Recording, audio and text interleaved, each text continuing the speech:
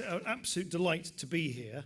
I'm really, really pleased to be back in Wales, but particularly in Cardiff, and not least to be here with you at your business club's centenary year. It's an extraordinary club, very, very unusual indeed, and I'm very grateful to you indeed for the invitation. And I think you know this better than I do. Cardiff plays such an important role economically within Wales and indeed with the United Kingdom as a whole. There are a lot of very exciting things going on in Cardiff economically. There's a lot of difficult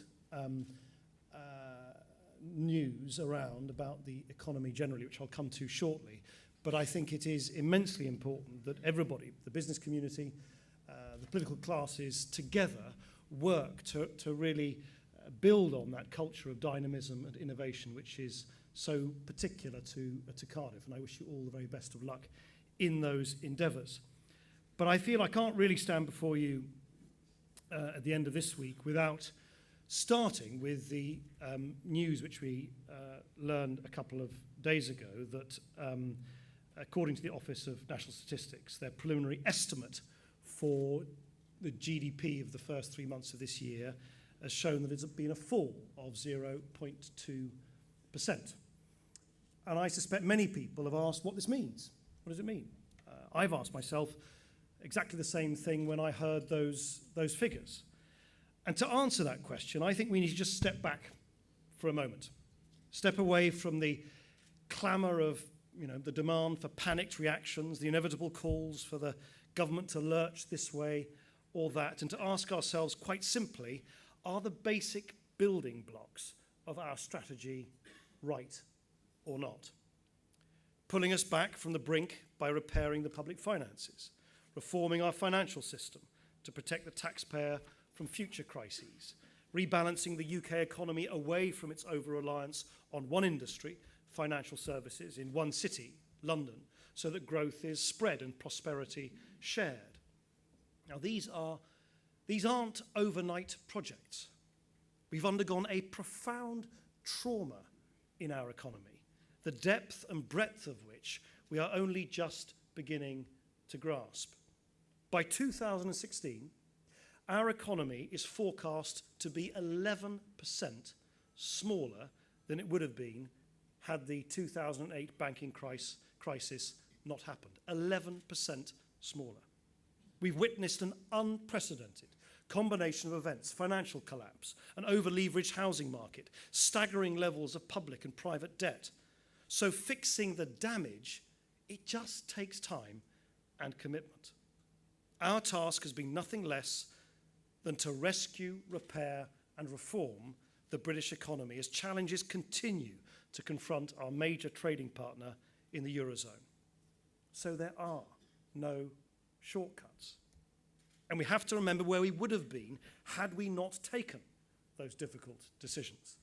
Because of our action on the deficit, we've kept the markets at bay while our neighbours have been picked off one by one.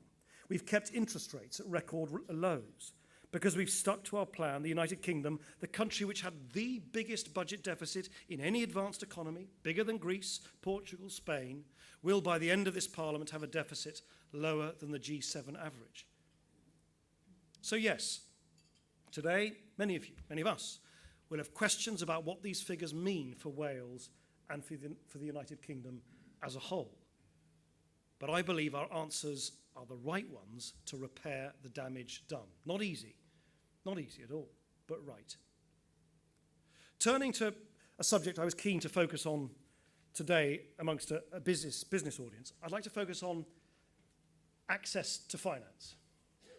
There are a lot of other areas where the UK coalition is taking action to give firms freedom, certainty and support, cutting and capping red tape, investing in infrastructure, cutting corporation tax, reforming income tax to put more money in your customers' pockets. And those last two were the real centerpieces of last month's budget. But I know, as a constituency MP, as much as anything else, that credit remains probably the top concern for many businesses. And we have a real problem here, because if the banks aren't lending enough, you can't grow and our recovery is slowed. Now, some people are saying that reforms intended to fix the banking system are actually making the problems worse. That efforts to replace recklessness with responsibility have swung the pendulum too far the other way. The central criticism is this, that because the banks have been instructed to build up their capital stocks under new international regulations, Basel III and the Vickers Report and so on, that they're rushing to fill their own black holes, and in the process becoming too risk-averse in their lending, too demanding in their terms. So I want to be clear on our position on all of this. I don't apologise at all for us taking a tough approach. The events of 2008 represented a catastrophic failure of regulation, the likes of which must never, ever be allowed to happen again. So these more stringent capital requirements are essential for building a banking sector that is strong and reliable, which businesses, of course, need too.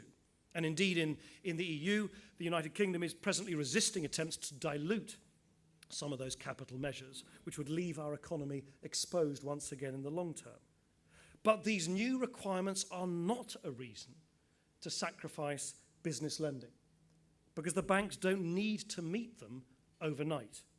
The banks are not in some impossible catch-22, and it's not beyond them to get the balance right. They should take the advantage of the flexibility built into the regulation. The very sensible timetable gives them until 2019 to meet their capital targets, and they should simultaneously maintain lending to business.